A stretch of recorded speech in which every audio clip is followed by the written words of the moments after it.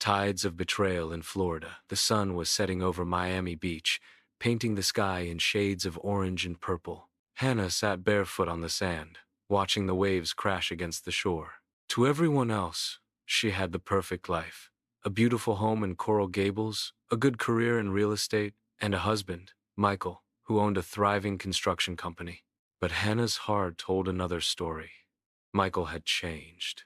He was always working late, his phone glued to his hand, his laughter no longer shared with her but with someone else on the other end of the line. One Saturday night, during a client dinner at a luxury restaurant in Brickell, Hannah noticed something unusual. Michael excused himself to take a call. Minutes later, she spotted him outside on the terrace, smiling in a way she hadn't seen in years.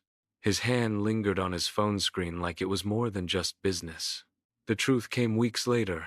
Hannah had followed him after another late meeting. She parked her car outside a boutique hotel in South Beach. Through the glass lobby, she saw Michael walking hand in hand with a stunning woman in a red dress. Her name, Hannah would soon discover, was Sophia, an interior designer working on one of his projects. The betrayal pierced her like a blade. For days, Hannah drifted like a ghost. Her work at the real estate office in downtown Miami felt meaningless, and the house she once loved became a prison of memories. She cried quietly in her car by Biscayne Bay, afraid to face the truth. But fate had other plans. One afternoon, while showing a luxury condo to a potential client, she ran into James, an old college acquaintance who had just moved back from New York. James was now a lawyer, based in Fort Lauderdale. His easy smile and calm presence reminded Hannah of the warmth she had lost.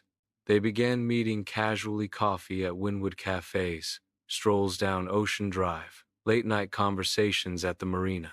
James listened without judgment. He made her laugh again, something she thought she had forgotten how to do. One evening, after attending an art festival in Wynwood, James drove her along the causeway. The city lights sparkled on the water. When he parked near the bay, the silence was filled with unspoken words.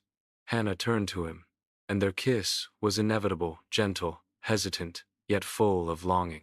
It was wrong, she knew, but it also felt like breathing after drowning. For weeks, Hannah lived a double life. Days with Michael, nights with James. Until the walls came crashing down. One evening, Michael arrived home earlier than usual. Hannah was in the kitchen when her phone buzzed.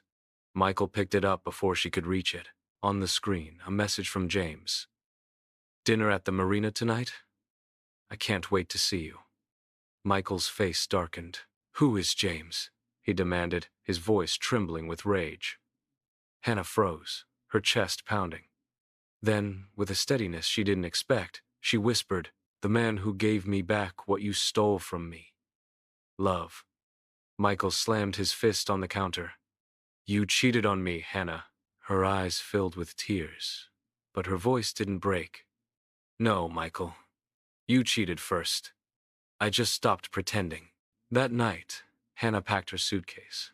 She drove along the coast, the warm Florida breeze brushing against her face. The road stretched before her like a promise. She didn't know exactly what her future with James would look like, but she knew one thing. She would never again settle for a love built on lies. As the lights of Miami glimmered in the distance, Hannah smiled through her tears. For the first time in years, she wasn't trapped by betrayal. She was free, carried forward by the tides of her own courage.